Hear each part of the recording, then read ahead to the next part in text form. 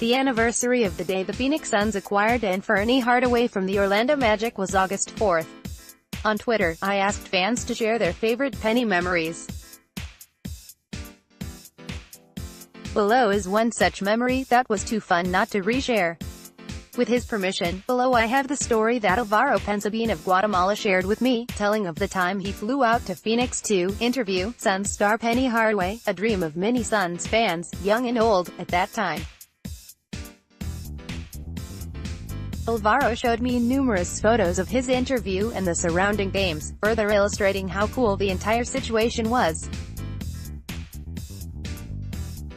The year was 2002, the lead character, a 23-year-old boy who has been a Phoenix Suns fan since Charles Barkley arrived in Phoenix. Born and living in Guatemala, the odds of meeting and having a conversation with an NBA player are slim to none. In an effort of having my dream come true, I decided to embark on an adventure. The plan was simple: write an email to someone in the Suns organization asking for an interview to a player and then fly to Phoenix. Of course, the plan led to a lot of questions.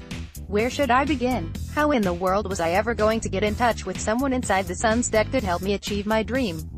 Why on earth would they give an interview to a 23-year-old civil engineer from Guatemala? My plan began by creating a fake job at a TV guide-like magazine here in Guatemala. I then decided to write emails to reporters who covered the team in order to get a contact inside the Suns. When I finally got the contact, I wrote an email asking for the interview and explaining that the NBA was an up-and-coming sport here in my country, and that I wanted to help basketball grow. The days passed and no answer. Suddenly, on Wednesday, November 20th, I got an email from someone in the Phoenix Suns organization. I could not believe what I was reading. They had arranged an interview with Penny Hardaway on Wednesday, November 27th at noon. Immediately I called the travel agency and bought a plane ticket to Phoenix, traveling from Guatemala on Sunday, November 24th and returning on Thursday, November 28th. Yes, Thanksgiving Day. Then, the first curveball, a few emails that looked like this: me, what hotel would you guys recommend so that I don't need to rent a car? Suns, why do you need a hotel? The interview we have arranged for you is a phone interview. Me, oh my god. I already bought plane tickets and arrive in Phoenix on Sunday. Please help me, Suns. I will see what we can do. But I can't promise anything, Suns, okay?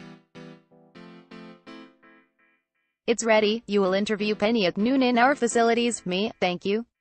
I will see you there Tuesday. Tuesday could not come quick enough, but I still had to figure out a few things.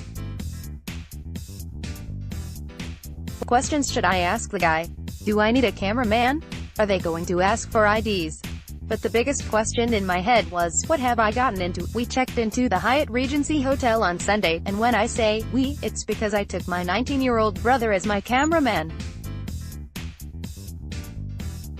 They gave us 2 tickets to watch the Suns play the Milwaukee Bucks on Monday and 2 more to watch the New Jersey Nets on Wednesday. The night before the interview, while at the game, we bought a ton of stuff so that the players could autograph. I mean, jerseys, cards, basketballs, pictures, hats, etc. As a side note, during the Nets game, sitting right next to me wearing his NBA championship ring was Rod Thorne, at the time the New Jersey Nets general manager. Very nice guy, by the way. Finally Tuesday, the day of the interview. We arrived at AWA, America West Arena at the time, handycam and bags full of items in hand. We waited for a while and then, the second curveball: you guys here for an interview or an autograph session? Please leave your shopping bags at the door and follow me. Oh.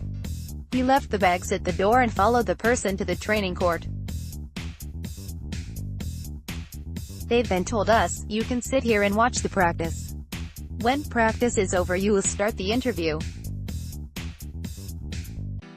I'll come back in a while and introduce you guys to Penny.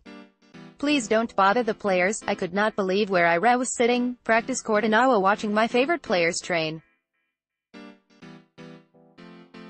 Stephon Marbury, Amari Stoudemire, Tom Gugliotta, Sean Marion, Jake Sakalitis, Scott Williams, Bo Outlaw and of course, Penny Hardaway. A few minutes later, Penny approaches us and asks if we were the guys that were doing the interview. We began the interview and had a blast talking with him. We talked for no more than 20 minutes and then took some pictures with him, and gave him a few traditional gifts from Guatemala. After the interview was over, the person from the Suns came to us and told us, "Go get your bags and get as much autographs as you can. If a player says no, please don't insist." After that, I will give a tour of the arena so you guys can take pictures. By this time, I guess they figured something was not right. You guys with a handicam had beaten the system. We got a lot of autographs, pictures, got to shoot basketballs in the main court, and just had the perfect day. After that day, I kept in touch with the people that worked with the Suns, and they sent me via mail bobbleheads and memorabilia. And that is the story of how I was able to accomplish one of my dreams. The Phoenix Suns staff that helped Alvaro and his brother out were obviously good sports, and if they truly did figure out that he and his brother were not reporters, they still allowed them to enjoy their time in Phoenix as fans. Thank you to Alvaro for sharing his experience. It truly is one of the greatest fan stories you've never heard.